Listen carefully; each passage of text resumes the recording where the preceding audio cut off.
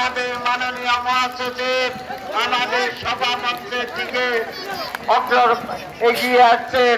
আপনারা সবাই দাঁড়িয়ে ওনাকে করতালির মাধ্যমে ওনাকে অভিবাদন জানান। সম্মানিত নেতৃবৃন্দ, আমাদের সন্দেহে অন্য কোনো লোক ঢুকবেন না।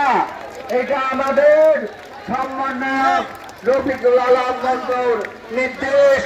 সম্মানিত নেতৃবৃন্দ, আমাদের মাননীয় মহাসচিব অভিসম্বাদিত নেতা মির্জা ফখরুল ইসলাম আলমগীর স্যার আমাদের মঞ্চের দিকে উপস্থিত হচ্ছেন। আপনারা সবাই অভিবাদন জানিয়ে তাকে সুস্বাগতম জানান। সুস্বাগতম।